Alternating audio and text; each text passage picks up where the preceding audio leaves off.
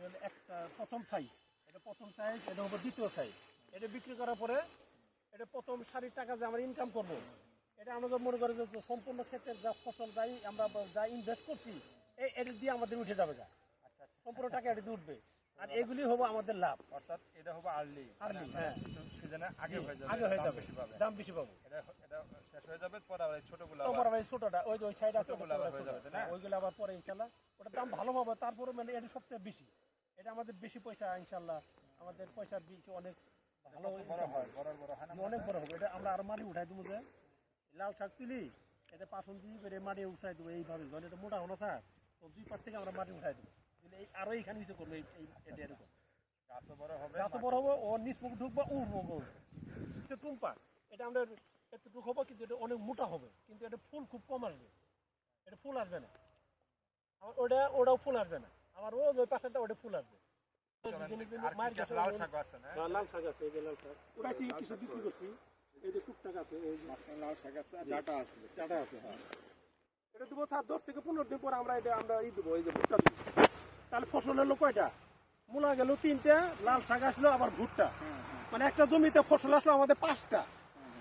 100 ধানের কথা বললেন যে এটা বিশেষ কি 100 ধানটা হলো আমাদের জিন সমৃদ্ধ না স্যার, এটা আমরা রোগ বালাই থেকে অনেক রক্ষা করে।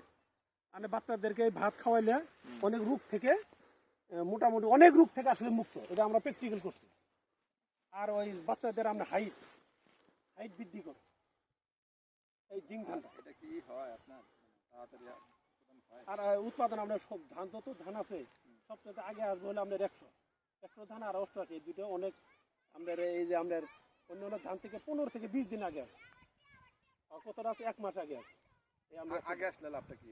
আগে আসলে লাভ স্যার, আমাদের লাভ হইলো আপনার আগে আসলে ওর যে স্যার খড়টা আটিটা, এই আটিটা আমরা 5 টাকা কেজি বিক্রি করি। লাভ এটাই সবচেয়ে বেশি, খড়টা খুব চাহিদা, ব্যাপক চাহিদা, কাঁচা থাকে। আরটা কি আসে সমস্যা? আরটা থাকলে স্যার যদি ওই আগাম ধানের যে খাদ্যটা যদি সংকট থাকে, এই ধানটা তাড়াতাড়ি আসতে ওই আগে সুবিধা হয় 2 নম্বর। আর আরেকটা কি সুবিধা? আরেকটা স্যার এই যে আমাদের রোগ বালাই থাকে, আমরা একটা এই জিনিস ওই পাই, এটা এই ধানটা খাওয়াতে হয়। আমি যে জিঙ্ক ধান সবসময় কিন্তু খাই, আমার কাছে মাত্র কয়েকদিন আগে শেষ হলো, আবার এইবার করবো।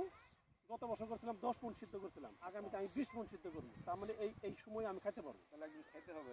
আর আমার বাচ্চা যে কয়জন আছে ইনশাল্লাহ এই ধান খাওয়ার পরে আমি দেখলাম যে কোনোদিন সর্দি জ্বর আজ পর্যন্ত কোনো আক্রমণ হয়নি আমার একসাথেই। আমার বাচ্চা অনেক লম্বা হয়েছে, আমি তো বলছি ওই জিঙ্ক ধান খাওয়াতে আমার বাচ্চা অনেক লম্বা হলো। আর যে ভাইয়ের ছেলে বাচ্চা জিঙ্ক ধান খায় নাই, ভাত খায় নাই, ওই বাচ্চা অনেক খাটো, সময় বয়সী, তারপর সে অনেক খাটো, আমারটা অনেক লম্বা। সরিষা স্যার, এটা ধান কাটি কিন্তু আমরা এদিক দিয়ে উঠে যাই। হ্যাঁ, এদিক আলাদা ভালো লাগতো আপনার সাথে কথা বলে, কিন্তু আমাদের হাঁটাটা এটার মনে করেন যে কৃষকের সুবিধা আছে, ওই যেমন মনে করেন যে এটা অল্প দিনে আসার ফলে আমরা আরেক ধান লাগাবো। একটা সুবিধা হলো অল্প দিনের মধ্যে করে আবার ধান লাগাবো।